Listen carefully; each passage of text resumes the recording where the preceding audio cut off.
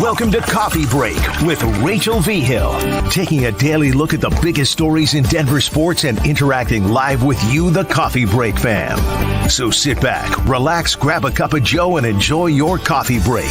Here's your host, Rachel Vigil. They say you never know you're in the good old days until you're out of the good old days. Well, I'm here to tell you we are officially in the good old days because the Colorado Avalanche and the Denver Nuggets have the longest consecutive playoff streaks in the NBA and NHL. The Avs 7 consecutive seasons, the Nuggets 6 consecutive seasons.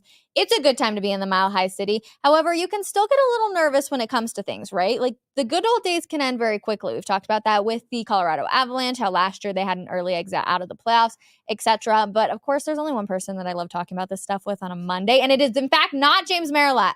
It's Richie Carni. He was here on Friday. He got bullied on the internet because of the Colorado Rockies. We can get into that in a minute, but we're in the good old days right now. And yes, there can be a few things that I'm going to bring up that may be a little like worrisome, but really we should just enjoy this time. It's hard to come on here and just be like, oh, we should be totally nervous about this. Because to be honest, there's not a lot to be nervous about.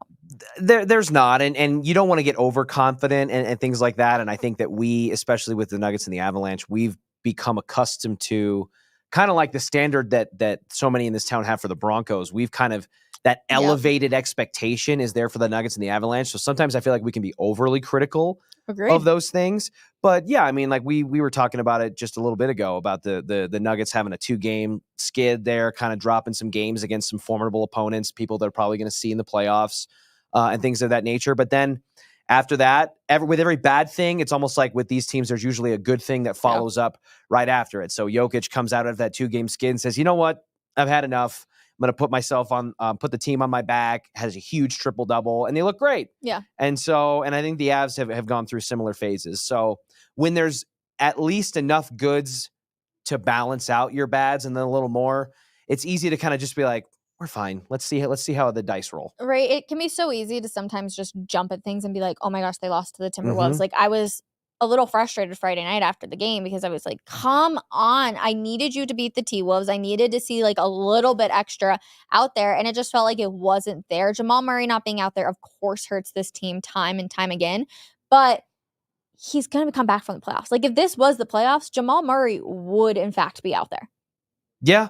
He would, because he's a competitor and he wants to be out there. And sometimes it's been to his own detriment where I feel like he's wanted to push it further and harder and the team has maybe held him back or even vice versa. It's just like we're not having the same conversations about Jamal Murray that some have about Joel Embiid. You know, there's not that stigma around him. So if it was playoffs, I think he'd be out there. But I think that since it's not, I think that he knows and the team knows the exercise of caution is a much better route for now. Okay, let's be honest though. Jamal Murray, he seems to be almost always hurt. And it's hard when you go through how long of a season it is. If you are actually hurt, but you know you have another shot at winning a ring, are you playing no matter what? Or are you looking at the long term of your career? No, of course. These guys, it's one thing for when they were chasing the first. Yeah. Right? The franchise's first title and things like that. So many firsts for the starters on that team. But it's still there, even though they've won one, because you never know when you're going to go back. You know, there's no guarantee that you're going to be a Warriors dynasty or like the Heatles or whatever it is.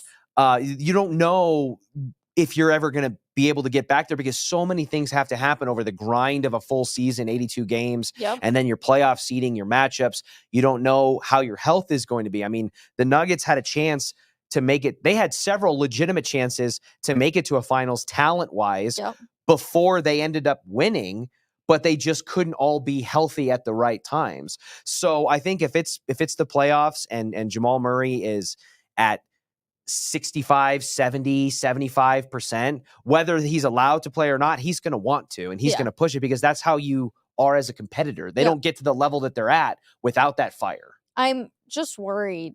And again, it's like one of those things where I worry because you want Jamal to play like a really, really long career, but it just feels like it's adding up every single time. And so it's just continuing to get into the mix. We saw the knee injury. We've seen the ankle injuries, all of these things for Jamal. You have to think about the long term of your career. It's the exact same thing with Gabe Landeskog to a little bit of a different degree because he underwent surgery and coming back. But a lot of people are like, we need Gabe to be back out there. And I actually think that's the wrong decision. Yeah, well, and Gabe's is tough because it was like an obscure situation, and then you had a procedure that was very unique, and the timetable is wide in terms of the range, and it just compounded. And I think you certainly could argue that Gabe pushing all of his chips in the center of the table in 2021 when he was clearly hurt during those playoff runs, and he did it to win. And I don't think they win without him doing that. So it's kind of like a catch-22. But the only thing that I would express a little bit of concern with Jamal, because you're right, there's been injury history, but look, we've said that about Michael Porter Jr. And he was healthy all of last season, and he didn't have the best NBA Finals series, but for the majority of that season and a lot of the playoffs, he was good. So the thing that concerns me about Jamal specifically is that it's becoming a compounding of different things all in the same area. Like Jamal's injury report isn't just like, hey, he's out tonight with a foot or with a whatever. It's knee, shin, and ankle. Yeah. You know what I mean? It's like there's starting to be commas in the designations. And it's like that, then you start having, it's like a ship. If a ship's got one leak, it's like, okay, we'll patch it. We can focus on that. We can work around it. Yep. But now you have leaks springing up over here, over there. And it's just, your whole body as a whole. Exactly. And with he has an aggressive style of play. He's integral to that 2-man game with Jokic, which is the kind of heartbeat of their whole offense, even if a lot of it runs through Joker. It's important. Now, I don't think I'm not pulling the fire alarm saying like we can't manage it, he can't manage it, whatever. No. But it is something in the back of my mind when I see those things where I'm like, ooh, it's like ankle, knee, shin. Yeah. It's becoming like the hockey designation of just like lower body. Exactly. Like it's a region, it's not a specific area. No, agreed. And everyone was freaking out because after the Timberwolves game, gosh, it's such a T-Wolves. Everyone was freaking out because they were like 39.8% shooting on Friday. Like that's pretty bad. To be honest, if I'm the Nuggets, I'm just rolling. I'm ready to get to the playoffs. Yep. I'm like, I already know we're gonna eventually clinch. They end up clinching against Cleveland. Like, what's the point? And I know that sounds silly, and there actually is a lot riding on the line. You want home court. But it's kind of like, all right, I've played how many games at this point? 70-something. Like, let's just get to the freaking finish line. It's a marathon. It is a marathon. And I think Should we have less games? I think so. Yeah. I don't see how the NFL product would suffer if they played 60 games, you know, or whatever it is, somewhere in that number. And frankly, I think you could probably cut the baseball season down to 100 games from 162 or whatever. I think 60 games for NBA and NHL would be like prime. Like there's just even me at this point, I'm over it. Yeah, I mean, I think from a fan perspective, you wouldn't see a ton of issue. I think from a player's perspective, I think that you would see less load managing, I think. Agreed. And you would see a little bit less roster manipulation and things like that, which frustrates some people. But the people who are making that decision would hate that because you're talking about cutting 20 to 30% of their gate revenue, all the concessions, all the alcohol sales, all of that. You're cutting into their bottom line, and that's inevitably, what's going to drive decisions. But I don't think that you would see the product suffer. In fact, I think in some ways it would be better. I think you'd have better health from your stars. I think you'd have more availability. Each game means a little bit more. Yeah, I mean, look at the NFL. There's only 17 of them, and it's like every single one matters. And they only play one per week. Now, obviously, you can't do that in the other sports with that setup, but I think you would get a little closer to that. Yeah, I was looking at the schedule for the Nuggets, and we've actually got it so we can pull it up. It's interesting because they play a lot of bad teams. You can look at San Antonio, 18-57 right now. Like, that's pretty tough, but there are a few games in there where you're like, ooh, you have to go out there and get a win. You got Minnesota. And it's crazy because we've only got 2 more weeks. It's April 1st right now. The playoffs start. Well, the play-in tournament starts roughly right around the 15th. Yep. But the last game is the 14th. Like, it is going to go so fast. It's the Western Conference is stacked. It is. At the top. And it is kind of anyone's race for the most part in that top 3 seeds or so about the manipulation that you can do. So these are where I think you get set up for trap games, right? Yeah. You've clinched the playoffs. You want the number 1 seed in a perfect world, as they've said. Which right now it seems not like they can't do it. Yeah. So you want the number one seed in a perfect world, but you also have been outspoken about prioritizing health, and you're not gonna push anything because you feel confident about facing any of the teams, and I think that's great. I think the Nuggets would have won the NBA title last year, without any kind of it's funny because I went back and I looked at their schedule because I remember all of us freaking out. They went on a three or 4 game losing streak. I can't remember. And everyone was freaking out like, oh my gosh, they're going to lose. The boogeyman's going to come and get them again. It didn't matter that they had that losing streak, and it doesn't matter now. Yep. So I think these are kind of like, these are almost set up to be trap games. It's like they're against crappy teams, claims that teams you're clearly superior against. But if you're not pushing forward full steam ahead to get the number one seed, the sense of urgency there isn't as strong because you've clinched and you can't really move. You're not going to drop too far down, most likely, but it takes a lot to jump up. And so I think we'll get a good idea of what their mindset is, as in the next 7 days or so, as these games progress, about whether or not it's like, hey, we're here to win and we're going to take it now, or we feel good if we're the number 2 or even the number 3, whatever it is, we're just going to line up and play. You start to get lower down on that list, though, and it definitely does get a little bit more scary because it is nice to have home court. It is. But at the end of the day, I feel like the cream traditionally rises to the top. And I think that what it really is for me outside of the home court, it's like, okay, who are you setting up?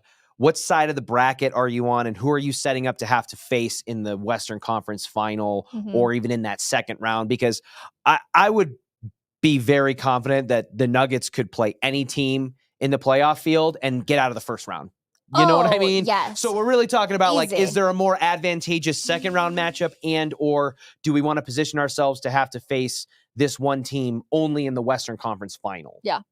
Surprisingly enough, and maybe this isn't surprising, the T-Wolves are the only team that makes me nervous because of how well they play Denver. Yeah, right? Like we all talk about making adjustments and teams can make adjustments in a 7-game series, and it's like that's very true, but the fact that we haven't really seen too many adjustments made by the Nuggets on the matchups they've had make me really nervous of trying to do that in such a short span of time. Yeah, I mean, he didn't have the most graceful exit from the postseason last year here in Denver when they got bounced in 5. He threw a chair that hit like a security guard and all that. But Anthony Edwards. But he is one of the most blossoming, explosive superstar players in the league. Yeah. Like he's one of those guys that I'm not gonna to proclaim it or predict it or whatever, but if 3 or 4 years from now Anthony Edwards was kind of like a face or the face of the NBA, would not surprise me. It wouldn't surprise me at all. Not at all. And how long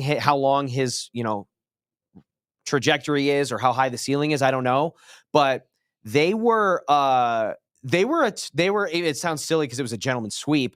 They were arguably the toughest series for the Nuggets in their title run, and it was like the first round. Yeah. So I think that they have improved. They kind of remind me of the Nuggets a little bit in a way. They've got like a young player or somebody to kind of center their universe around, and they've added pieces. They brought in Rudy Gobert to have this Twin Towers kind of thing with Karl Anthony Towns, and they feel like they're that team that's like they're not they're not a world beater, but they can beat you on any given day. And that would make me a little bit nervous. No, agreed. That's the only team that I'm kind of like, oh, before you get to the East, then that's a whole other conversation. I think Oklahoma City is another one too, where it's like, I think that they're obviously having a killer season and all of that. I think I'm more in the camp of when it comes to the postseason, you got to play a team. You got to beat a team 4 times out of 7, and you're not bouncing around as much. I think the Nuggets have an edge in that department, but I think that the Thunder, and maybe even to a certain degree that the T-Wolves are in that like 1 year away kind of thing, where it's next year all of a sudden it's like the Thunder and the Timberwolves, we're looking at them differently than we did this year, just like we look at especially the Timberwolves and the Thunder compared to last year. So it just feels like the arms race in the West is starting to rise as the Nuggets have kind of established themselves as kings. And then everyone gets a little bit older. Contracts get a little bit, harder to secure. And then you start to have the drop off and things get a little bit When more. you're at the top like Denver is, there's only one direction you can truly go. You can stay or you can fall. And so you're just trying to hold on to that, title that reign as long as you can. That's why I'm saying, everybody, we're in the good old days, so enjoy them right now. We all remember when Ball Arena had like 1,000 people in it felt like. But also that kind of same thing is following with the Buffs, and the Buffs announced this morning that Lil Wayne is going to perform after the CU spring game. Wheezy, baby. Woo! You and I were both at the game when Wheezy came out with the team. He walked right out at us. That was cool. He's so small. He's not Big Wayne. No, he's Lil Wayne. He's Lil Wayne. Yeah. But yeah, I just remember when he walked by and I was like, expected you to be a little bit taller, Lil Wayne. But Lil Wayne makes a lot more money than I do. That and Lil Wayne has quite the career. Is there too much star power going up there in Boulder? Is it too much about other things and less about the football? No, I don't think so. You don't think so? Because, I mean, an easy answer would be yes, and there's a lot of things you could point to. But I don't think... If they win 4 games this year, what happens to Prime? What happens to Prime? I don't know, because I don't know. You can never get rid of him. He brings so much ancillary benefit to the school. And that's why I said no at first. Yeah. Is because I actually don't think... Because of his star power. I don't think we're getting anything different than we should have expected, to be honest with you, thus far. Now, I thought they had a chance, especially with the 3-0 start last year, to be bowl eligible. That. No one did. And I think, the TCU didn't age to be the defending runner-up like we thought they would, and Nebraska wasn't exactly lighting things on fire. And then the other win was against the Rams, who actually, put up arguably the biggest fight other than TCU.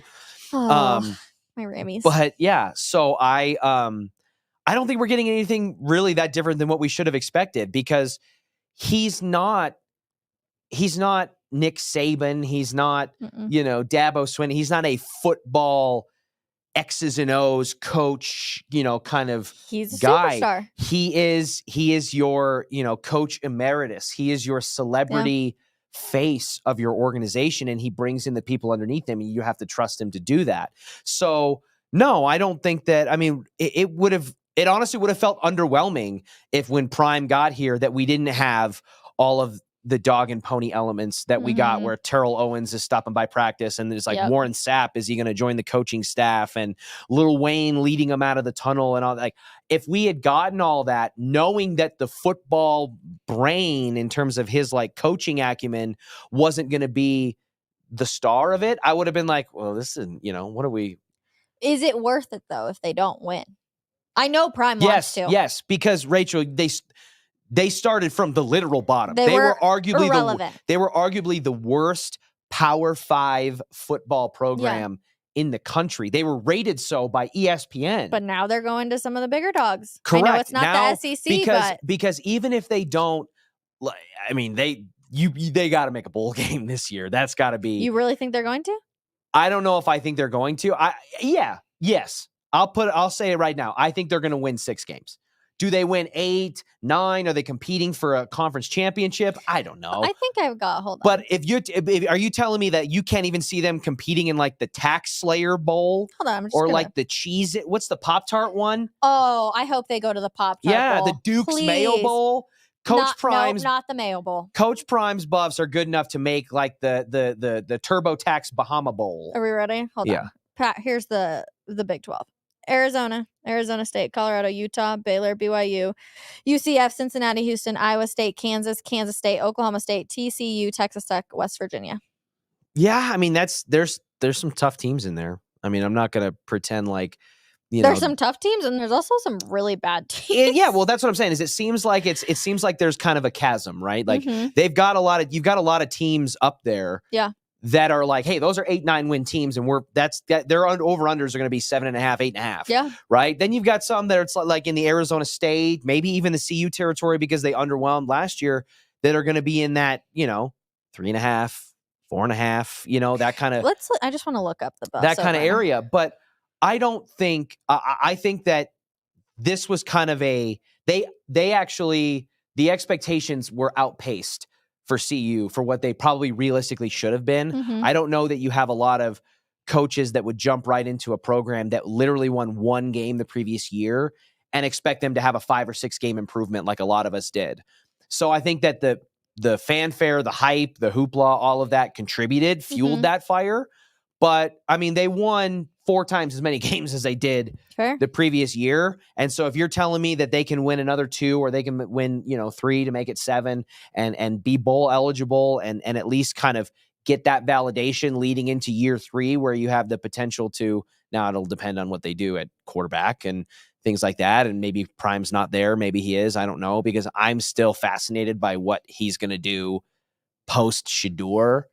And everyone says, don't forget about Shiloh. It's like, yeah, okay. But like, I mean, and I know his daughter plays on the she's part of the basketball team and all that, but like Shedeur is the favorite child. Yep.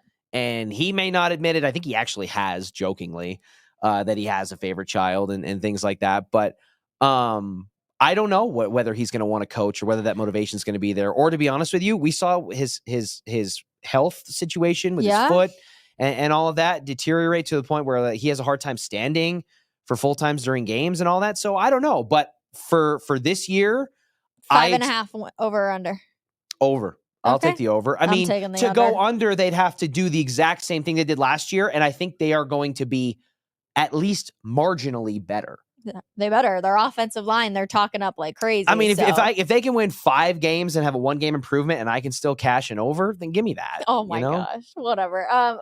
I know this was like a big conversation a few weeks ago, but people were talking about how Dion was talking about where Shedeur could go and what that could look like. And they've got the teams picked out. They've got the teams, and everyone was like, well, what about the Denver Broncos? And then they were like, does this mean that Shedeur's not going to be the next Denver Broncos quarterback and all sorts of stuff? Like, the rumor mill was going crazy, but people were very much on the sense of, well, does that mean that Dion would leave? Yeah, I mean, would you leave to follow your kids? Yeah. I mean, if I was in Dion's position and I have such like fluidity and mobility in life that I can just bounce around and do whatever I like out of desire, not necessity, sure. Because what if both your kids get drafted? You go with the favorite. Where's Shedeur going? Yeah, 100%. I mean, like, Richie's like, I already know. He's gonna go to. He's gonna see Shiloh play, or he's gonna go out there for training camp for a week or something like that. But on NFL opening weekend, if Shiloh and Shedeur are both starting in the NFL, he's going to be at Shedeur's game. Like, fair. That's just, I mean, I would be weird if he wasn't, to be honest with you. Agreed. So, unless he's coaching the Buffs and the Buffs are on the maybe, road. yeah. Well, and that's the other thing too, is it's like, I mean, I think he knew that he had wanted his son to elevate. What he did at Jackson State was admirable. It was commendable. Mm-hmm. He put a huge spotlight on HBCUs and all the talent that exists that totally gets overlooked because they're not the Alabamas, the Oklahomas, the Clemsons, the whatever. But I think he knew that to get his son where he feels he deserves and where he wants to go, that he was going to make a leap there and prove that he could do it at the Power 5. And the same would apply for Travis Hunter, who's his adopted son. Fair. He might be the second favorite son. I argue he might be the first favorite. Maybe, he should be the first favorite son. But so I think that Boulder was the perfect mechanism for him to do that, and the stars kind of aligned to do that. But once his son transitions on, it'll depend on whether or not he wants to continue. Like so, let's say, because I think weren't all the teams that Dion named teams that he played for? Yeah, right. And they're like warm weather teams. Yeah, warm weather teams or teams that he played for. And, obviously the Broncos don't apply to either of those for a lot of the year. But I don't know. I mean, I think the Broncos are going to take a quarterback this year. So are they going to Kyler Murray, Josh Rosen it and do it again? Probably not. Now, if they draft Brock Bowers or somebody in the first round, you better believe everyone's going to be like, oh, Shedeur. But Shedeur's might be the number 1 quarterback in the draft next year because of the strength of the class and the way things are shaking out. Now, inevitably, there's all like we can only name like a couple of guys, including Shedeur, who are like definitely first round QB prospects. But by this time next year, there'll be 5 or 6 of them, and 3 go in the first round, 3 or 4, whatever it is. So I don't know, but I don't know why Dion would want his son to play for the Broncos over like the Cowboys, who are non-committal on Dak Prescott. Anyone at this exact moment would be like, I want to go to the Broncos. I'm sorry. Nobody the gold wanted to standard go. is Nobody wanted to go to Boulder, and Dion did. Boulder was like radioactive. Yeah, but Dion's not going to be the head coach of the Denver Broncos next year. No. They're going to be bad. I'm sorry. I hate to break it. No, but do we think? Your Okay, face. so that is a good question. Do we think?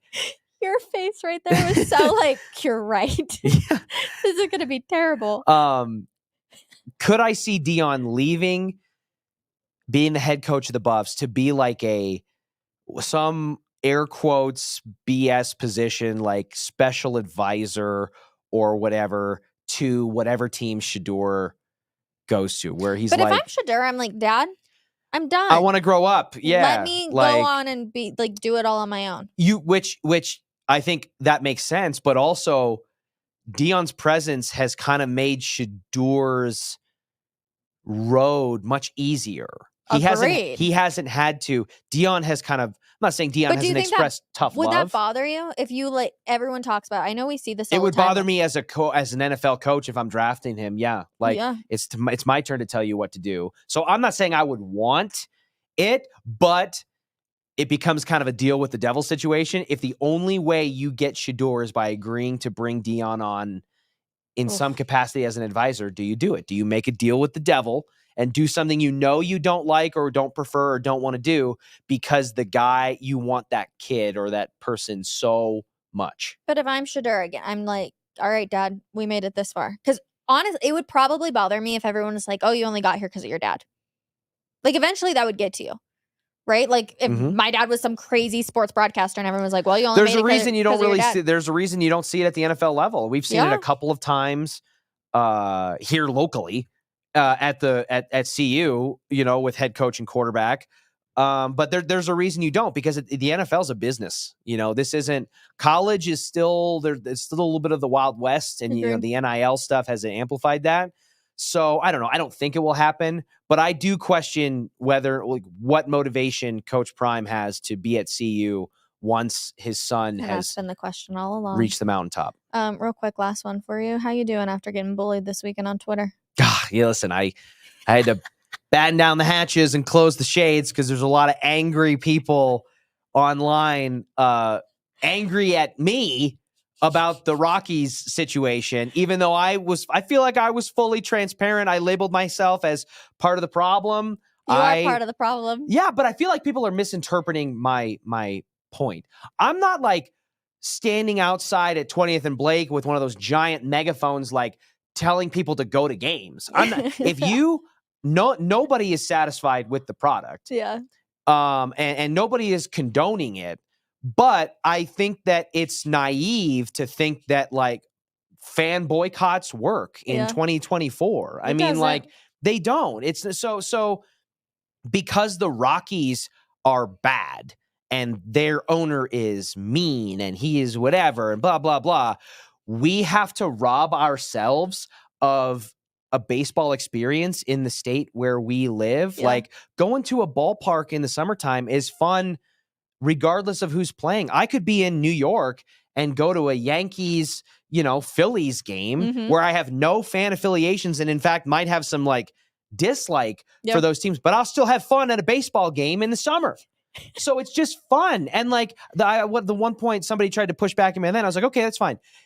Tell all the moms and dads out there that want to take their kids to a baseball game like their parents took to them, that you can't do it because we need to take a stand. It's screw your stand.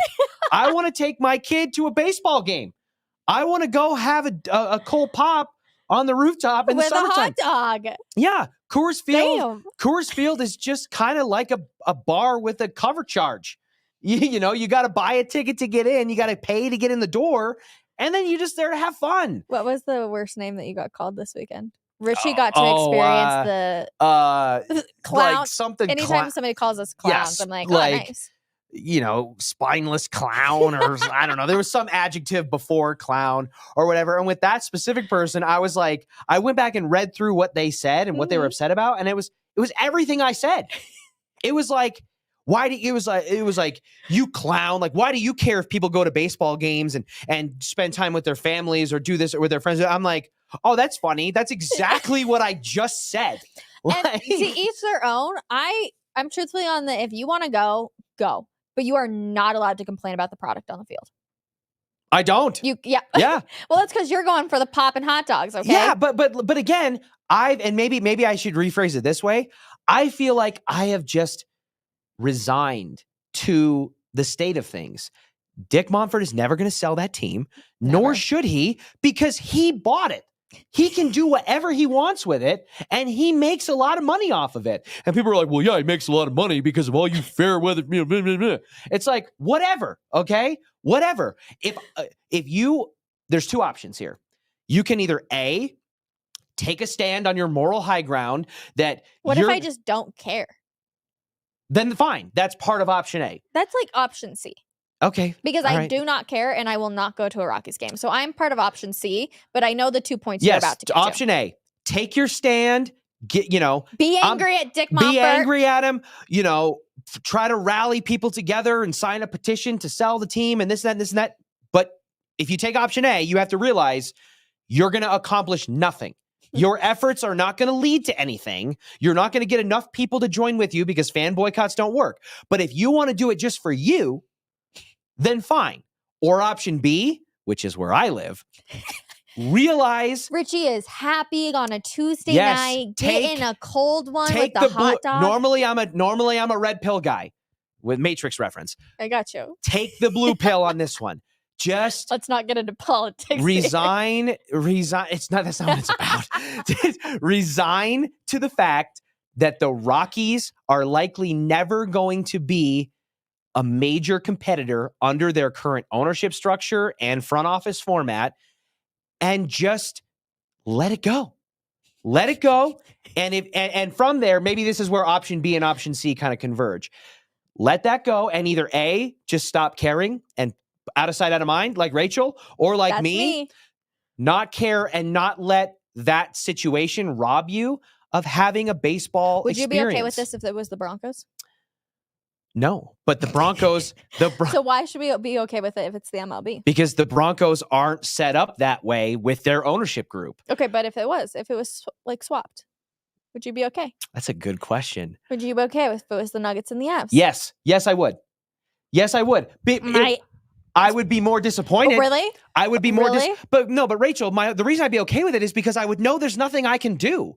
There's not going to be if Dick Monfort owned the Broncos, there would not. Ooh, if Dick Monfort, I just said fan boycotts don't work, and I stand by that. But if Dick Monfort owned the Broncos, he would have bullied out of it. Would he though? Because he makes money with a garbage Rockies team year after year after year and keeps fan attendance high. Because it's something you can do in the summer. No, if you know it's what? A winter.